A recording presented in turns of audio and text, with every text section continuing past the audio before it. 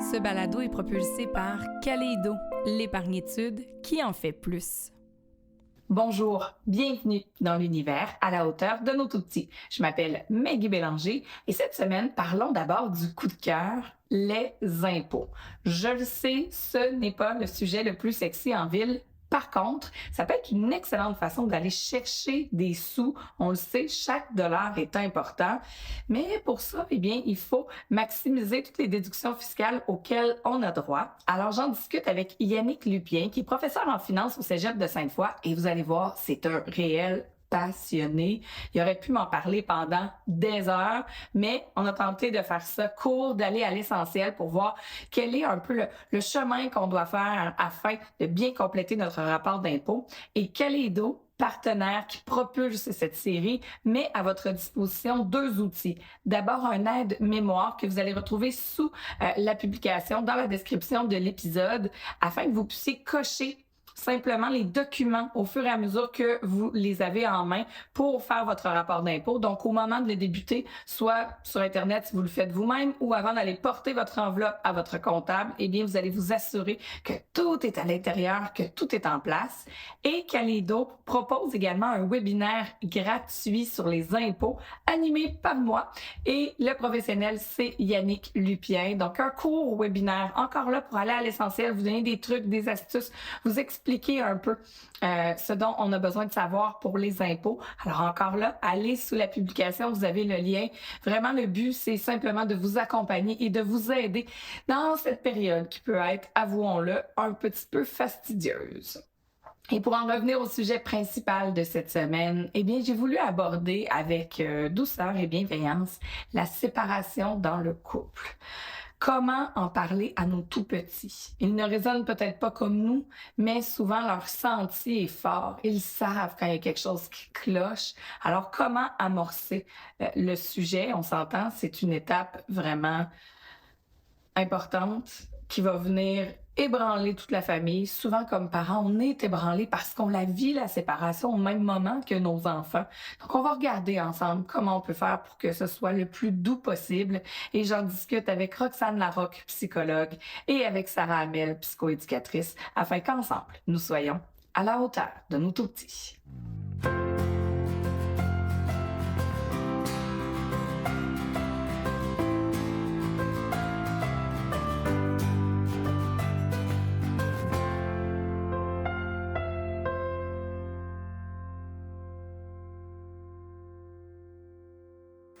Sarah et Roxane, bonjour, merci d'être là. Mais merci à toi de nous avoir invités. Je pense qu'aujourd'hui, on aborde un sujet qui n'est pas facile, mais qui est nécessaire. Le moment où, en tant que couple, on se rend compte que ça ne fonctionne plus et qu'on prend la décision ensemble de se séparer, mais qu'on a une famille. On le sait que ça va avoir des répercussions sur toute la famille. Comment on peut gérer ça, surtout avec nos tout-petits? Mettons un 2 à 6 ans, 7 ans. Ils vont pas le recevoir selon l'âge de la même façon non plus. Comment on peut aborder ça? D'emblée, j'aurais tendance à vous dire quelles sont peut-être les premières étapes quand nous-mêmes, en tant que parents, on est encore dans le volcan des émotions, on se comprend plus, peut-être qu'on doute encore un peu à savoir si c'est réellement la bonne décision. Et là, on doit l'expliquer, on doit le vulgariser. C'est pas évident. Mon Dieu, c'est sûr que c'est pas évident. Moi, l'image que j'ai, c'est vraiment un tsunami qui vient frapper la famille. La famille est sur son petit bateau, puis là, il y a un tsunami qui vient les frapper. Puis quand je parle de bateau, justement, là, je veux garder cette image-là parce que, à mon sens, ce qui est le plus important, c'est justement de le vivre ensemble. Tu sais, d'avoir cette cohésion-là, de ne pas laisser les enfants vivre ça tout seuls de leur côté, puis de nous vivre ça, tu sais.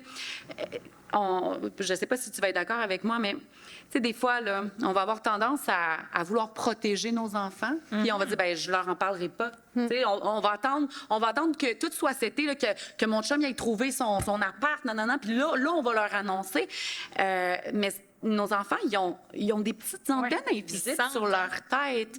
Puis ils vont sentir notre alarme. Puis ça, je compare ça, mettons, je reviens avec mon image du bateau. C'est comme si nous, on est sur le pont du navire, puis on voit la tempête, on sait ce qui se passe. Notre enfant est dans la cale, il ne voit pas, il ne sait pas ce qui se passe, mais ça brasse en tabarouette. Puis ça, c'est super insécurisant. Puis il est en train de vivre son émotion tout seul. Une émotion en soi, c'est pas dangereux. Ça met pas quelqu'un en détresse, mais de vivre une émotion tout seul, une émotion qu'on comprend pas, une émotion qui est plus grande que nous, ça peut amener de la détresse. Donc, je pense que c'est important de mettre carte sur table, puis d'en parler avec l'enfant, même si tout, comme tu dis, tout n'est pas encore seté, qu'on n'a pas encore on n'a pas encore toutes les réponses. Peut-être qu'il va y avoir des questions que l'enfant va nous poser, puis qu'on n'aura pas encore la réponse, mais au moins, on va y avoir mis des mots sur le ressenti insécurisant qui palpe. Là. Tout à fait. Puis ça se dit aussi, je le sais pas. Pour l'instant, là, moi aussi, j'ai perdu mes repères. Veux-tu, on va se laisser du temps, veux-tu? Puis tu l'as nommé aussi, c'est que souvent, c'est pour protéger les enfants. Oui. Mais ça vient, l'intention est super bonne, mais ça vient créer le contraire.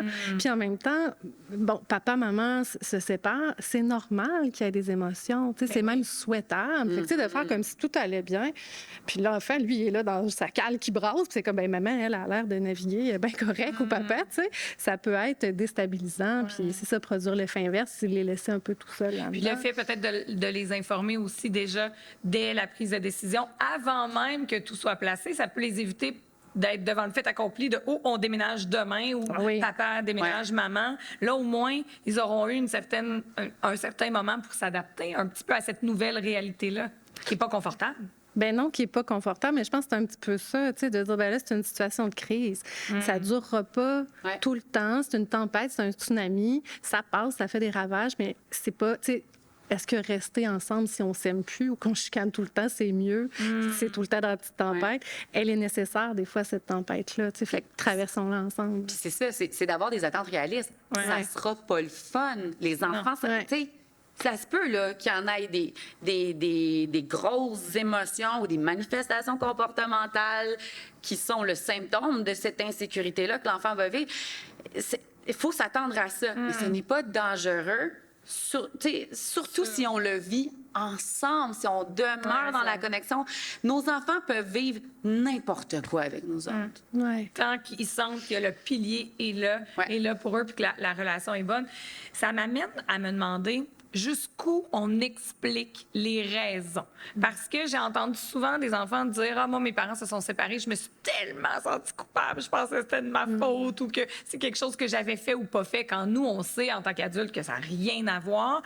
Mais lorsqu'ils sont, par exemple, à un 2, 4 ans versus un 7, 8 ans, jusqu'où on va dans les explications? Parce qu'il y a un bout quand même qui est notre intimité puis notre relation puis qui ne regarde pas non plus.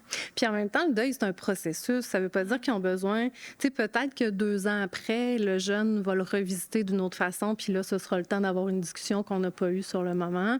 Je pense que de rester attentif à oui, on l'explique, on en parle, après ça, on voit, mais c'est quoi le besoin de l'enfant? Parce que je réponds plus à mon besoin à moi. Là, il faut qu'on en parle à soir, là, parce que là, j'ai quelque chose à te dire, puis l'enfant, c'est pas nécessairement ça qu'il a besoin, ou tu sais, peut-être pas à cette période-là. Puis là, encore une fois, c'est toujours avec des bonnes intentions, puis je sais qu'on fait ce qu'on peut, là, quand on est là-dedans aussi, là, tu sais.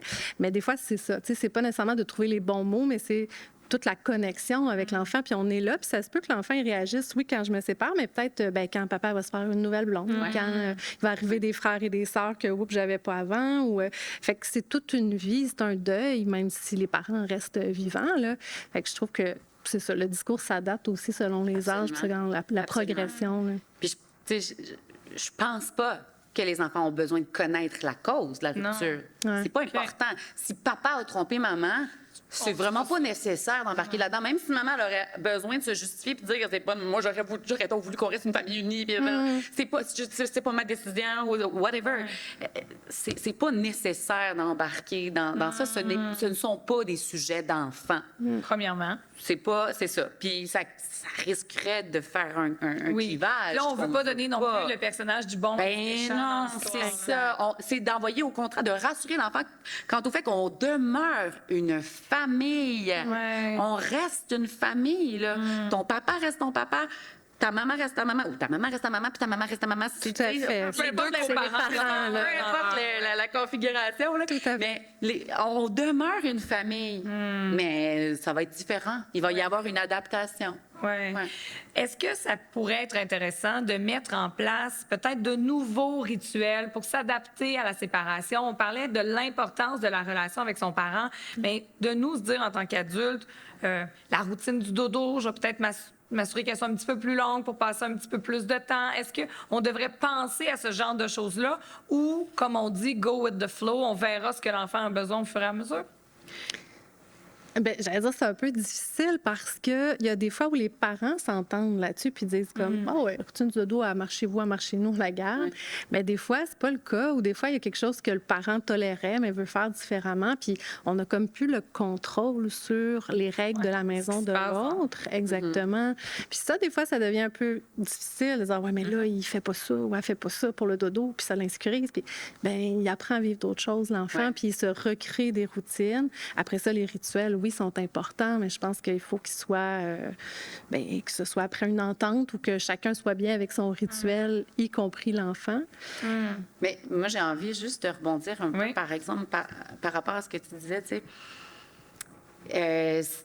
Quand l'enfant va être en adaptation à cette nouvelle réalité-là, on peut s'attendre à ce qu'il y ait plus d'insécurité. Ouais. Puis, donc, on peut s'attendre à plus à un enfant qui est plus à fleur de peau, plus de réactivité, plus de grosses crises, plus de difficultés le soir à tolérer la séparation qu'évoque le dodo, ou plus de difficultés à apaiser son petit corps pour sombrer dans le sommeil. Ça se peut qu'il ait besoin de notre aide, ça se peut qu'on ait besoin de se montrer flexible, de mettre un peu de côté ce qu'on faisait qui fonctionnait bien, puis de s'adapter aux besoins de notre enfant dans le ici maintenant pour l'aider à s'adapter. Parce que, comme je disais, c'est ensemble qu'on va traverser ça. Fait que si moi, là, je demeure rigide puis que je dis non, t'es capable de faire dodo tout seul, là, je ferme la porte, c'est fini, je veux plus t'entendre, on continue à faire comme on faisait avant, ben là, je suis plus en train de vivre ça avec lui. Non. C'est plus comme avant. Fait qu'on peut C'est pas ça. faire comme avant. Exact, c'est ça. Et j'imagine que ça peut potentiellement, selon les enfants, mais être une phase de transition aussi. Exact. C'est pas parce qu'ils vous réclament 5 fois par jour là que ça va durer pour le restant. C'est ça. Donc, Ça peut devenir un outil aussi. Un enfant qui réagit comme ça, qui dit ah, non, moi, tout va bien, j'accepte la pas séparation, mieux. mais là, tout d'un coup, les dodos vont plus ou les Ouais, crises. Ou les... c'est ça. Ben, il est en train de nous dire autrement que peut-être c'est pas si simple que ça, puis qu'il y a besoin d'un petit extra d'accompagnement. Tu sais. une question difficile, mais lorsque la séparation est survenue et qu'un des deux coparents, justement, se refait un nouveau conjoint ou une nouvelle conjointe, la nouvelle personne arrive dans la famille. Tu l'as dit, la famille va toujours rester la famille. Elle arrive avec son bagage, ses valeurs, ses croyances. L'éducation bienveillante, sécurisante, positive et peut-être pas nécessairement non plus dans ses valeurs. Donc, ça amène des fois de nouvelles routines, de nouveaux comportements. Si nous, en tant que deuxième parent, on voit ça aller puis ça correspond plus, comment on fait? La communication, j'imagine, entre nous et notre ex-conjointe. Comment on peut s'adapter? Parce qu'on veut pas non plus passer pour l'hystérique qui chiale contre la nouvelle blonde ou le nouveau chum. C'est pas ça. C'est juste ça vient nous confronter dans nos valeurs de base qu'on avait déterminées quand on a choisi d'être parent. Puis là, il rentre une nouvelle variable, puis ça chamboule. Bien, ça, c'est confrontant. C'est fâchant quand quelqu'un intervient auprès de notre enfant d'une manière qui ne correspond pas à nos valeurs.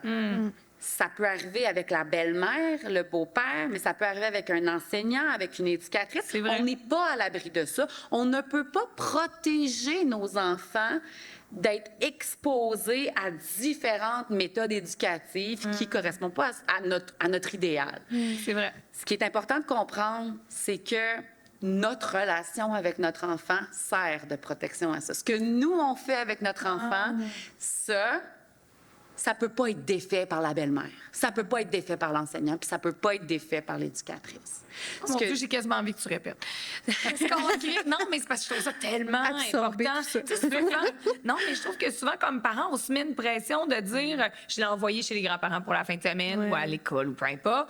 Ils n'ont pas la même façon de faire. Ils ont pas... Puis là, on se met une super grosse pression, puis on angoisse là-dessus, finalement, pour rien. Parce que ce que nous, on fait, ça va rester, ça va pas Ça va s'effacer. toujours rester. C'est la base, c'est la base. Puis tu l'as nommé, c'est dans plein de contextes. Tu sais. Ah oui, mais telle enseignante, oui, mais il revient à la maison puis il peut t'en parler. Tu sais, c'est comme, après ça, c'est comme tu disais, on peut tout vivre, mais accompagner Ensemble. ensemble. Ouais. Notre Ça relation avec devient- notre enfant, ça fait un bouclier Ouais. qui protège notre enfant. Fait que même si chez papa avec la belle-mère, là, il reçoit des blessures affectives, là, il se fait dire qu'il n'est pas fin, puis qu'il n'est pas adéquat, puis nanana, puis là, il se sent tout croche, puis il ne sait pas quoi faire avec ça. Mais quand il revient, là, on y ouvre notre bulle, viens à mon amour, qu'est-ce qui s'est passé? Raconte-moi tout ça. Puis là, on ne prend pas parti. On dit C'est pas que ça, c'est là, pas on fait fine, attention, on dit non, pas qu'elle n'est c'est pas ça. correcte. On dit, accueille. c'est pas facile se faire dire ça. Oh mon Dieu, moi, quand j'étais petite, puis que je me faisais dire ça, que je pleurais. Moi, ça se peut que tu aies envie de pleurer, toi aussi, mon amour. On lui permet de vivre ce qu'il y a à vivre à l'intérieur de notre bulle de protection, notre relation qui est ce bouclier-là. Ça va lui permettre de vivre, de traverser n'importe quelle épreuve par après, même si c'est des affaires qui sont pas le fun. Ouais, parce qu'il va apprendre justement à laisser aller ce qu'il a vécu, à le verbaliser, à le vivre Ouais. et ensuite à passer à autre chose au lieu de l'enfouir, Ouais. puis qu'à un moment donné, le Voilà. volcan... Ouais. Mais... Oui, vas-y. Mais j'allais dire, c'est plus constructeur aussi, parce que là, ce que Sarah nommait, mais on est en train de mettre les besoins de l'enfant au centre. C'est-à-dire, c'est pas ma préoccupation de parent de « Hey, là, elle est en train de scraper mon enfant? Ouais. Ça t'appartient, c'est dur notre à anxiété. gérer, on l'a nommé, c'est confrontant, c'est, tu sais. Sauf que l'enfant, lui, ce qu'il a besoin, c'est pas tant que tu prennes position ou « Ah oui, c'est vrai qu'elle-même, ben là, non, c'est Et d'être surtout pas de reçu monter dans ce sans qu'il a épingle vécu. parce qu'elle va rester dans la vie. Donc, on veut pas Ben non oui. plus développer une haine Ben ou non. autre chose. Là, Ben ouais. non. Oui, et si là, on parlait de la belle-mère, donc si elle est en relation avec le père ou l'autre mère, ou comme on disait, les parents, ben quel message est-ce qu'on est en train d'envoyer? Puis quand l'enfant va être là, c'est ben là, voyons, là, la belle-mère, quelle position faut que je prenne? Des fois, il y a des jeunes qui finissent par plus rien dire pour pas blesser le parent et qui, là, se viennent un petit peu pris entre les deux. C'est ce qu'on veut pas, en fait, Puis qu'ils se retrouvent entre les on deux. voudrait donc ben pas que notre enfant se sente coupable après ça d'avoir du fun avec cette Ben personne-là. oui, parce parce qu'elle est qu'il méchante. il doit Elle est prendre méchante. parti. On Ouais. veut pas placer Ouais. notre enfant dans cette position-là de conflit de loyauté. C'est ce qu'il y a de plus... c'est beaucoup plus dommageable, ça, Ouais. de mettre dans une posture de conflit de loyauté que ce qu'il pourrait recevoir comme... Donc, si on sent comme parent qu'on est blessé, que c'est encore très vif, mais nous prenons notre responsabilité, allons consulter de notre côté. Ben Tout à oui. fait. tout Le à plus possible, laisser l'enfant en dehors de Ouais. notre anxiété, notre peine ou peu importe nos Ouais. émotions, nos blessures que nous, on a à gérer. Ouais. Oui, puis... Tu sais, vas-y. Je veux juste vraiment rassurer, là, la science, ce qu'elle démontre, c'est que les enfants ils ont besoin d'une personne significative qui va être cette personne sécurisante-là, qui va lui permettre, tu sais, la bulle, là, qui va lui permettre d'être lui-même, puis de vivre ce qu'il a à vivre, puis qui va lui montrer, moi, je t'aime, peu importe t'es comment, puis je vais t'élever vers l'autonomie puis l'indépendance, là, mais avec tout mon amour, sans te taguer de bon ou de mauvais. Il a besoin d'une personne qui lui permet d'être lui-même, avec qui il peut mettre son armure de côté puis se montrer vulnérable. Une personne. Puis même que dans certains cas, on voyait que c'était genre le concierge de l'école, cette personne-là. Fait que Oui, le coach de sport. c'est ça. Fait que si ça marche avec quelqu'un qui voit une couple d'heures par semaine, tu sais, moi, je me dis, moi, je suis sa mère à mon enfant. Fait que quand même que ça serait pas comme je voudrais à l'école ou là, je suis avec le père pour l'instant. Ben, pour l'instant. C'est pas une annonce. Non, on sait pas ce qui va arriver, mais on va espérer. Je suis en train d'insinuer des affaires, là. Mais ce que je veux dire, c'est que même si on était séparés puis que ça se passait pas comme je voulais de l'autre côté, ben moi, je me rappellerais ça. Elle a besoin d'une personne. Si moi, je suis cette personne-là, c'est correct. C'est correct. Et j'aimerais revenir sur accueillir l'émotion. Disons que l'enfant vit là, des petites blessures à l'extérieur, mettons, de notre propre bouclier qu'on fait avec lui. Là, il arrive, il nous raconte « Ah, il s'est passé telle chose, je me suis sentie comme ça. » Là, j'ai bien aimé tes exemples de « Ah oui, tu t'es senti comme ça, moi aussi, tout ça. » Mais est-ce qu'on doit faire ce qu'on peut appeler un geste réparateur? Est-ce qu'on doit aller plus loin que ça pour que ça vienne guérir? Bien, encore là, je répondrais, ça dépend dans le sens où pour moi, c'est pas si c'est quelque chose qui se passe chez le père avec la belle-mère, ça leur appartient. Après ça, si on sent que l'enfant a été blessé, qu'il n'a pas pu le nommer, qu'il n'a pas pu, tu sais, mais c'est ça. Délicat. Je trouve ça délicat. Je trouve que de le recevoir, de dire ben, comment tu t'es senti, les exemples que tu donnais tout à l'heure, qu'est-ce que tu as fait, qu'est-ce que tu préfères la prochaine fois que ça arrive, y a-t-il quelque chose que je peux faire qui peut t'aider, mais de faire attention de ne pas s'immiscer un peu dans les choses qui nous appartiennent pas. Tu sais, quand on est en couple, des fois, le partenaire va faire quelque chose qu'on trouve pas correct ou qui nous tape ses nerfs, qu'on trouve Et inadéquat. inversement. Et inversement, tout à fait. Mais là, c'est comme si, ben c'est la même chose, mais là, ben ça s'est passé chez papa, puis là, ça devient, OK, ouais, mais là, elle vit dans la violence ou là, tu sais, Ouais. wow. Ça prend des proportions plus grandes. Oui, parce que l'émotion est grande, mais les émotions des enfants, c'est comme ça, tu sais, ils sont en apprentissage, puis des fois, c'est très intense, mais ça veut pas dire qu'ils sont, c'est ça, dans un contexte de violence ou de... Fait que de relativiser tout ça aussi, pour en revenir aux gestes de réparation, ben c'est ça, après, il faut voir le besoin de l'enfant, c'est quoi? Est-ce qu'il y a vraiment besoin de réparer quelque chose ou il y avait juste plus besoin de s'exprimer? En tout cas, je sais pas Ben, si tu veux faire du ça, pouce, là. c'est ça. C'est parce que je trouve qu'on est souvent en mode raisonnement, en mode solution. Ouais. Alors que l'enfant, il a juste besoin de déverser son trop-plein. Il a juste besoin de vivre son émotion. Il a juste besoin d'être accueilli puis d'être validé là-dedans. Fait que laissons de côté la partie qui vise à tirer une morale ou à faire un apprentissage. C'est pas ça qu'il a besoin. Si je suis là-dedans, je suis pas dans l'empathie, je suis pas dans l'accueil, je suis pas en train de lui donner la place pour exprimer ses émotions. Des fois même, sans s'en rendre compte, on peut être en train d'envoyer le message que ben, tu as fait quelque chose de pas correct, mon homme. Ouais. Tu sais, si je dis ben, qu'est-ce que tu aurais pu faire à la place ou ben, pourquoi t'es pas allé le dire à un adulte? Si je suis là-dedans, mais je suis pas en train de l'accueillir, là, je suis pas en train de lui donner l'espace qu'il a besoin pour vivre ce qu'il a à vivre. Et là, comme on dit, je pogne quelque chose dans le sens où, même si nous, là, ça part d'une intention bienveillante, Ouais. de dire, mettons, pourquoi t'es pas allé en parler? Pourquoi? C'est comme si on lui amenait un petit peu la notion de culpabilité de, ben voyons, t'aurais dû le faire. c'est Ça met une pression. Puis, tu sais, c'est aussi comme adulte, là, il y a plein de choses que moi, je trouve super délicat là, quand je suis dans les zones de colère ou de tristesse. Puis c'est pas vrai que j'en parle tout le temps non plus. Tu sais, c'est comme, c'est déjà dur pour nous. Fait que des fois, c'est comme si on leur en demande plus, tu sais. Ah oui, mais là, il fallait le mettre en mots. Ah là, il aurait fallu le dire à un adulte. T'as peu, là. C'est tough. Bien tu sais. souvent, il sait, là. Il a juste Ben pas été oui, capable ben oui. de le faire. Exact. Tu sais, c'est pas tu sais, ça fait juste comme un peu taper sur le clou. Ouais. Puis si lui nous le nomme, j'ai pas été capable de le dire, est-ce qu'on peut lui demander s'il a besoin d'accompagnement pour le faire? C'est parce que des fois, je trouve ça difficile. J'entends votre concept. Depuis la saison 1, on accueille les émotions. Mais on dirait que des fois, quand j'arrive pour intervenir, là, l'enfant me parle. Mais peut-être que je rationalise trop, puis c'est juste bien simple, puis juste de faire oui, tu t'es senti comme ça. OK, d'accord, c'est assez. Bien, c'est parce que c'est ça, souvent, comme parents, On s'en met, veut là. sortir notre enfant Ouais. de son émotion. On veut régler ses problèmes. On veut pas qu'il vive ces affaires-là. Fait que là, on veut trouver des solutions. Là. Puis là, on se dit, mais là, c'est ma job de parent. Là. Moi, je peux pas le laisser de même. Alors que non, ma job de parent, ce n'est pas de l'empêcher de vivre ces situations-là. Ma job de parent, c'est de l'accompagner à travers Tout à ces fait. situations-là puis ces émotions pas le fun là, qu'il va vivre. Ça veut dire que l'accompagner, ça peut être simplement d'être là, de Ouais. l'écouter, Ouais. de se montrer attentif, empathique et disponible. That's it. That's it. Oui, mais c'est un datit qui demande beaucoup. Oui, c'est ce que C'est j'allais facile à dire. Non, mais c'est parce que Ah non, ça a mais, l'air- tu sais, dans le ça a l'air sens où, parce que tu simple, disais, mais ben, c'est c'est vraiment juste- complexe.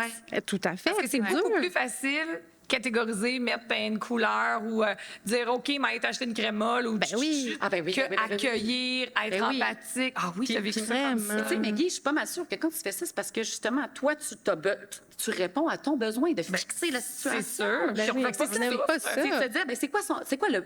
Tu sais, est-ce que je réponds à mon besoin de me sentir compétente comme maman Maman, ou ouais. je réponds à son besoin de juste se déverser puis de vivre ce qu'il y a à vivre. Tu sais, mais c'est vrai, c'est tough le sentiment d'impuissance. oui. Il vit tes affaires, on n'est pas là. Puis là, tout tu sais, nous, comme mères, là, on parle entre mères, là. Les papas aussi, mais OK, plus un petit peu les mères.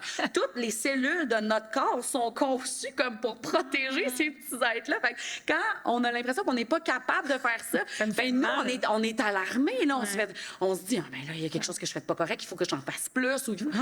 Puis le sentiment d'impuissance, c'est tellement difficile de vivre Ben avec non, c'est ça. pas le Fait que fun. fait que c'est normal qu'on ait ce réflexe-là de vouloir régler la situation, mais c'est pas ça que notre enfant a besoin. Il a juste besoin d'être accueilli. Puis s'il est accueilli, ben là, il va développer sa résilience. Puis il va devenir capable de faire face à toutes les situations pas le fun que la vie lui réserve.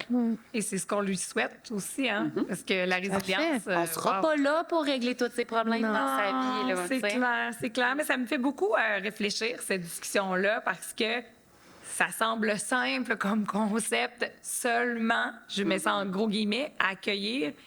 Mais je pense que c'est probablement une des choses les plus difficiles à faire, mais aussi l'une des plus bénéfiques pour notre relation parent-enfant Absolument. et pour notre enfant à long terme. Puis, tu sais, si on revient à la séparation, tu sais, des fois, on aurait le besoin de sécuriser l'enfant à outrance, d'avoir des réponses, justement, pour pas laisser de zone grise puis d'incertitude, pour pas qu'il soit insécure puis anxieux, alors que, ben, comme tu disais, des fois, on les a pas, les réponses, puis c'est correct. Puis justement, de dire à notre enfant, ben, ça sera peut-être pas le fun, j'ai pas toutes les réponses, mais on va vivre ça ensemble. Je vais être là. Ouais. Puis, tu sais, comme si, là, mettons, quelqu'un vient de se séparer, puis il me dit, ah non, mon enfant a tout pris ça correct.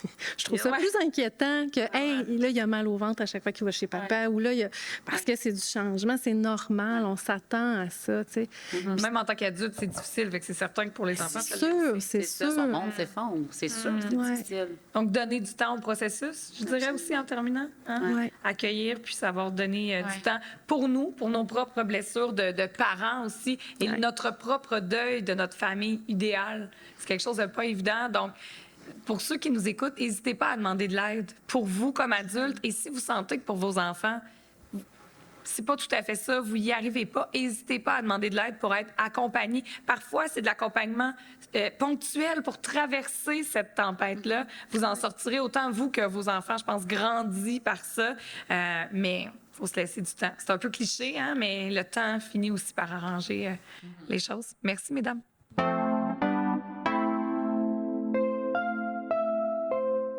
Dans le segment coup de cœur cette semaine, le but, c'est d'essayer d'aller récupérer chaque dollar avec notre rapport d'impôt. On le sait, le budget des familles est souvent serré.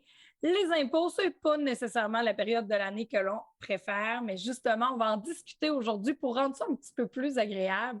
Bonjour Yannick, comment ça va? Ça va bien. J'ai 3 mots pour toi. Pied, main, bouche. Ah! Je sais pas si tu connais ça. Trop bien, trop bien. Trop bien. C'est ça, je suis là-dedans en ce moment. Alors, mes nuits sont merveilleuses. Mais tu vois, on se disait que c'était pas toujours confortable de faire nos impôts, mais comparativement à du pied-main-bouche, tu vois, on l'apprécie davantage. Exactement. Je préfère faire mes impôts que de vivre la période que je vis en ce moment. Oui, je te comprends et je t'envoie plein de compassion. Et je suis certaine que les auditeurs, auditrices aussi. Et là, d'abord, dis-nous un petit peu, là, qu'est-ce qu'on doit regarder pour notre situation financière? Je trouve que autant en début d'année, en janvier, des fois, on pense au budget, mais l'impôt, c'est aussi un moment où on s'assoit, où on a les chiffres en plein visage et où ça peut nous permettre une certaine prise de conscience. Bien, la première chose, c'est de regarder sa situation dans son ensemble. Donc, idéalement, c'est d'être bien accompagné. Puis là, je viens de parler de maladies pieds-mains-bouche. J'imagine que toi, ça t'arrive d'aller consulter des professionnels de la santé quand tu as des petits bobos qui sortent ou peut-être quand c'est tes enfants qui ont des petits bobos. Exact, c'est ce que je me disais. Donc, souvent, des fois, le médecin généraliste que tu rencontres n'aura pas nécessairement la fine expertise de t'aider pour tel problème ou telle maladie. Donc, en conséquence, il va juste peut-être te référer à un collègue, comme un dermatologue, un psychologue, un psychiatre, peu importe, en fonction du bobo que tu as finalement. Dans ta situation financière, c'est exactement la même chose. Tu as des professionnels, tu as différents professionnels qui gravitent autour de toi potentiellement.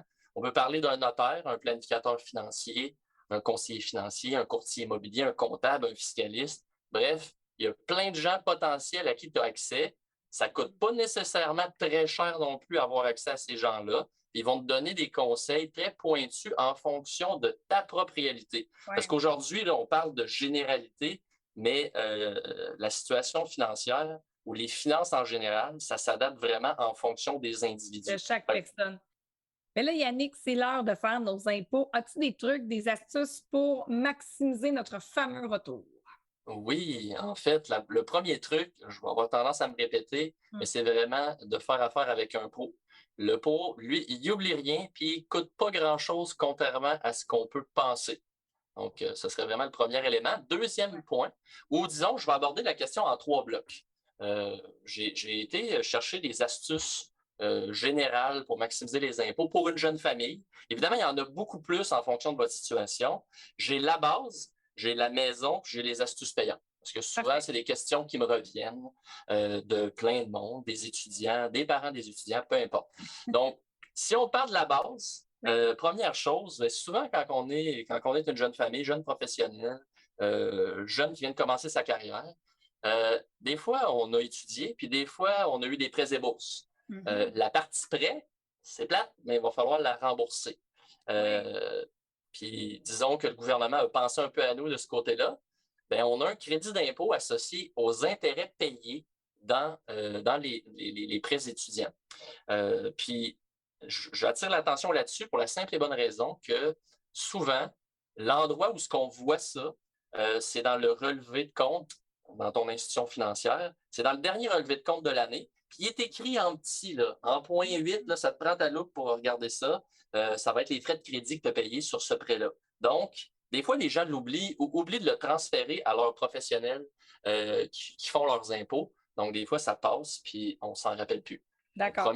Premier truc, ce serait ça. Deuxième truc, quand on préparait le balado, tu m'avais posé la question par rapport au crédit d'impôt pour activités physiques des enfants. C'est pas juste les activités physiques, là, activités artistiques, culturelles, récréatives. Honnêtement, je peux en parler, mais c'est des grenouilles. Si tu fais un aller-retour, exemple, moi je suis à Québec, tu fais un aller-retour à Trois-Rivières pour aller dans un tournoi, là, c'est à peu près ça. Là. Je veux dire, c'est quelques dizaines de dollars tout au plus. OK. C'est pas là qu'il faut mettre ses énergies. C'est un voyage dans le sud. Non, exactement. Une fille s'essaie. Hein? Exact. Ensuite, je ne sais pas si, en tout cas, j'imagine que vous avez vécu la pandémie comme moi, un peu plus de télétravail. Oui. Le gouvernement pense à nous de ce côté-là. Alors, il y a des choses qui ont été mises de l'avant pour le télétravail. Donc, selon un nombre de jours précis, il y a 2 méthodes. Là, je ne vous les explique pas aujourd'hui. Mais si vous avez fait du télétravail, ce serait peut-être important de le soulever ou d'aller rechercher certaines informations là-dessus.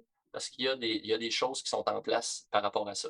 Donc, la base, il y a plein d'autres choses. Mais disons, c'est les 3 choses là, souvent qui sont oubliées par les gens. Après ça, on a la maison. Donc, si vous avez acheté une maison ou si vous prévoyez acheter une maison bientôt, il y a quelques trucs fiscaux très intéressants. Premièrement, et ça fera l'objet d'une prochaine capsule, là, Oui. le compte épargne libre d'impôt pour l'achat d'une première propriété. C'est nouveau. Le CELIAP. Hein? C'est nouveau. C'est nouveau, exactement. Pour vous en rappeler, vous faites une petite chanson. CELIAP, CELIAP, CELIAP. Hein? Puis on s'en rappelle. C'est sûr qu'on va s'en rappeler. C'est ça. Rappelle-toi-en parce que dans ma carrière, je n'ai pas vu beaucoup de choses qui étaient aussi avantageuses que ça au niveau fiscal. Donc, absolument, prendre votre loupe là, ou vos jumelles là, pour aller regarder le CELIAP, c'est un must incroyable. Mais c'est Donc, pour une première propriété. Donc, si malheureusement, comme moi, on en a déjà une, oui. Ça peut être un peu moins approprié, mais on le dit à tous nos amis. Ou si on se sépare, il y aurait peut-être une possibilité d'être admissible. Donc, ça s'appelle première propriété, mais on peut quand même être admissible sous certaines autres conditions. OK, parfait. D'où l'intérêt d'aller regarder avec attention cette nouveauté-là. Sinon, si tu achètes une maison, il y a un crédit d'impôt pour l'achat d'une première habitation. Je pense que c'est ça le nom du crédit. Autant fédéral, provincial, il donne un montant. Tu pourrais aller chercher, j'arrondis, là, à peu près 2 750 $, dans tes poches. Direct. Wow. Exact. Sauf que là, si tu as acheté la maison avec quelqu'un d'autre, ben, il faut le diviser, exactement. Tu as tout compris. Après ou on fait un voyage puis on l'invite, ça dépend. Ça peut être ça. C'est un très bon point. Pour la maison, il y a 2 autres choses qui sont intéressantes. Premièrement, dans mon temps, on avait le fameux régime d'accession à la propriété qui était en lien avec le REER, le fameux RAP. Et le RAP peut être fait en même temps que d'utiliser le CELIAP. OK. Donc, on peut utiliser les 2 régimes. Puis là, je pourrais vous en parler longtemps. Là, mais oui, on sent ton intérêt pour ce nouveau produit. je me freine pour ne pas en expliquer davantage.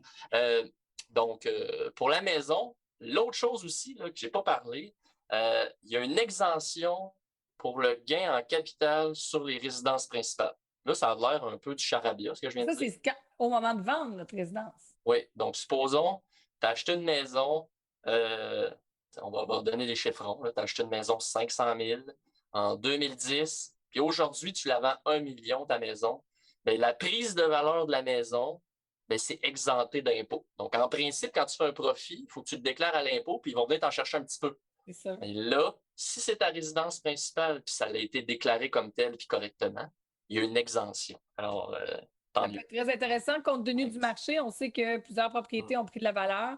Donc, Oui. c'est intéressant de le savoir. Et troisième bloc, on parle des astuces payantes.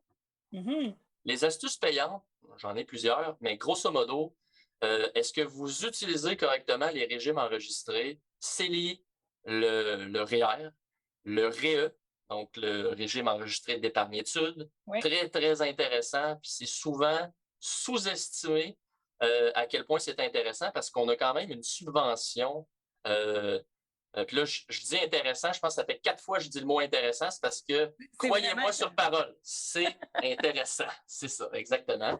On a une subvention de 30 minimum sur chaque dollar versé. Évidemment, il y a un maximum, là, qu'on Oui. ne peut pas aller plus haut, mais c'est vraiment intéressant. Je me répète encore une fois. Mhm. Mais est-ce qu'on pourrait ouais. même, si durant l'année, on n'a pas nécessairement cotisé au régime enregistré d'épargne-études de nos Ouais. enfants, qu'on a priorisé les REER et que là, Ouais. on fait nos impôts, on a un retour et qu'on n'a pas nécessairement besoin absolument de cette liquidité-là à court Oui. terme, Oui. on pourrait l'investir justement dans le régime enregistré, puis là, on va aller chercher une bonification? On dirait que tu as compris vite. Parce que entre les régimes enregistrés, des fois, on peut faire des passes. Hein? Ça, c'est Puis, grâce à mon planificateur financier, ça vient de oui, c'est parfait. Tu as bien retenu la leçon, visiblement. Donc, effectivement, avec les liquidités qu'on a, on pourrait décider de partir dans le sud ou faire plein de choses. Mais si on a une conscience, puis on se dit, ben, non, c'est pas vrai, pas une conscience. Tu vas dans le sud, tu as une conscience quand même. Oui. Mais c'est pas ça que je voulais dire. Mais disons que si on peut se permettre à Oui. plus long terme Voilà. de conserver ces sommes-là, puis de voir plus loin, on s'entend qu'on va aller en rechercher plus en optimisant tous nos régimes enregistrés qu'en allant du dans le sud. Mais si vous êtes allé Exactement. dans le sud, moi, je ne vous juge pas quand même. Non, non, c'est vraiment Ça parfait. fait du bien. Exactement. Donc, régime enregistré d'épargne-études. Tu as des liquidités, tu mets ça là-dedans. C'est Ouais. pour les études de tes enfants. Mais souvent, ce que les gens ne savent pas, c'est que, ben, supposons qu'on maximise le régime. Il y a une partie capitale, puis il y a une partie subvention et rendement. Quand l'enfant va commencer ses études, par exemple, il va avoir un certain montant d'accumulé. On peut soit lui donner tout ou dire, je vais te donner les subventions puis les rendements. Tu vas être imposé là-dessus. Puis moi, je vais garder le capital que j'ai versé. Là, avec la capitale que tu as versée, tu pourrais récupérer jusqu'à 50 000. Supposons que c'est ça que tu as versé. C'est le maximum dans le régime qu'on peut verser. Là, tu peux dire, hey, là, je vais me payer tout qu'un voyage dans le sud, je vais me reprendre sur mes années. Ah, là, c'est Bora Bora direct. Là. Bora Bora, c'est classe affaires, première classe, envoyé par là. Ouais. Ou, tu peux encore dire, je vais en faire bon. un petit peu plus, en faire un petit peu plus. Puis, là, j'ai perdu mon mot. Mais donc, c'était Oui. de le réinvestir de notre vivant, finalement, de donner Voilà. un Merci. appareil Donc, content aux enfants. je vais en faire un petit peu plus. Puis là, avec ce capital-là, je vais maximiser la situation financière de mes enfants. Puis je vais maximiser ses propres régimes enregistrés à lui. CELI, REER, puis CELIAP. Tiens, je vais aller me rechercher d'autres subventions ou d'autres remboursements d'impôts avec ça. Hein? Fait que ça peut être une bonne idée, je pense. On comprend rapidement là, ce qu'on disait tout à l'heure, que c'est exponentiel. C'est ça, on met $1 puis on essaie d'aller chercher. Puis je pense que pour vraiment maximiser tout ça, c'est là que notre planificateur financier, fiscaliste, comptable, bref, le professionnel adapté à votre situation va pouvoir vous aider parce qu'on comprend rapidement que c'est complexe. Puis on peut vraiment là, aller chercher des dollars importants là-dedans. Ça fait que ce n'est pas à dédaigner. Et en terminant, quelles ressources on peut consulter si on a besoin d'aide ou surtout si on va être certain de rien oublier? Ben, il y en a plusieurs. Premièrement, il y a un aide-mémoire sur les impôts qu'on va vous fournir. Ça, c'est Calédo qui a fait ça. Il est vraiment très intéressant. Il est dans la description de l'épisode, d'ailleurs. Description. Ils ont un aide-mémoire aussi sur qu'est-ce qu'on fait en cas de séparation. Donc, quelques trucs de base. Et on va vous donner les liens aussi sur... puis là, ça va avoir l'air vraiment plate là, comme source, mais le gouvernement fédéral a un ministère du revenu et le gouvernement provincial également. Et ils ont l'ensemble de l'information sur tout ce qui se passe dans la planète fiscalité. Donc, au bout de vos doigts, vous allez pouvoir chercher tout ça si vous voulez vous instruire ou peut-être vous endormir mieux le soir. Ça dépend, ça dépend où vous êtes Si vous faites de situé. l'insomnie, vous savez quoi faire. Exactement. Ça peut être une bonne source, c'est sûr. Merci beaucoup, Yannick, pour tous ces judicieux conseils. Puis, je garde ça en tête. Céliap. Céliap. Bye bye, bye bye. Bye. Salut. Et voilà, c'est ce qui complète cet épisode. J'espère que maintenant, vous voyez d'un œil différent la période des impôts. Merci d'ailleurs à Yannick Lupien, professeur en finance au Cégep de Sainte-Foy. Merci à Roxane Larocque, psychologue. Sarah Hamel, psychoéducatrice. Un merci particulier à Sylvain Berger-Thibault du Studio 706 pour le montage et la musique. Merci à Kaleido, le réé qui en fait toujours plus pour la confiance et pour nous accompagner dans le déploiement de cette série. Je m'appelle Maggie Bélanger et ça me fait toujours un grand plaisir d'être avec vous chaque semaine afin qu'ensemble, nous soyons à la hauteur de nos tout-petits. Bye bye!